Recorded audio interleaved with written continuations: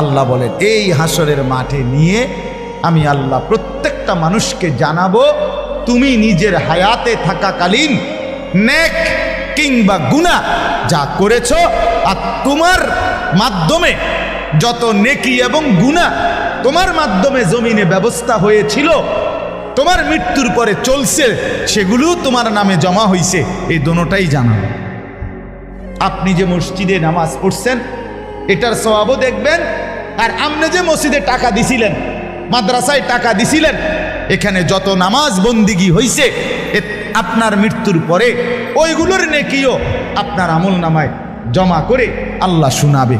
আমনে থাকতে যে টেলিভিশন দেখছিলেন এই টেলিভিশনের গুনাহও লেখা হবে, আর আমনে যে রঙিন টেলিভিশন রাইখা বউ বাচ্চার জন্য টেলিভিশন আর নর্তকীর ছবি দেখার ব্যবস্থা করে দিয়ে কবরে গেছেন, আল্লাহর কসম পরবর্তী 20 বছর 50 বছরও যদি এই বউ বাচ্চা এই সিনেমা নাটক এই টেলিভিশন দেখে আপনার আমল নামায় সমান সমান 100 অর্ধেক অর্ধেক না, সমান সমান গুনাহ আপনার আমল নামায় জমা করে আল্লাহ শুনে। বিমা কদ্দামা ওয়া আখর। শেষ কথা হলো বালিল ইনসানু আলা নাফসিহি বাসীরা। আল্লাহ বলে বান্দা শুধু আমি শোনাবো না, বরং তুমি সচক্ষে তোমার আমল নামার মধ্যে এরকম লিখিত দেখতে পাবে,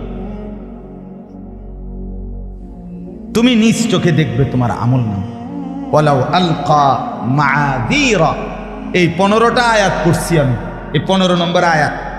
ওয়ালাউ আলকা মাআযীরা, যদিও আল্লাহ বলে আমার নাফরমান বান্দা নিজের আমল নামা নিজে দেখে টাল বাহানা ছল ছাতুরি 9-6 কথা বলার চেষ্টা করে, হাসরের মাঠও বাটফা, সিটার কোনো ছোটখাটো সিটার না, হাসরের মাঠও ছল ছাতুরি করে। হ্যাঁ, হাসরের মাঠও বলবে আল্লাহ কিতা বিষয়টা তো বুঝতেছি না, নামাজ পড়ছি না ঠিক আছে, কিন্তু এইভাবে বুঝি একটা পৃষ্ঠার মধ্যে কোনো নামাজ নাই, এটা কিতা ঘটনা কিতা, আর এটি কারে দিয়ে লেখাইলেন কিতা। হ্যাঁ, মিশা কথা কইছি, আমি মানি মিশা কথা কইছি, কিন্তু এইভাবে বুঝি মিশা কথা কইছি, আমার কি উপায়।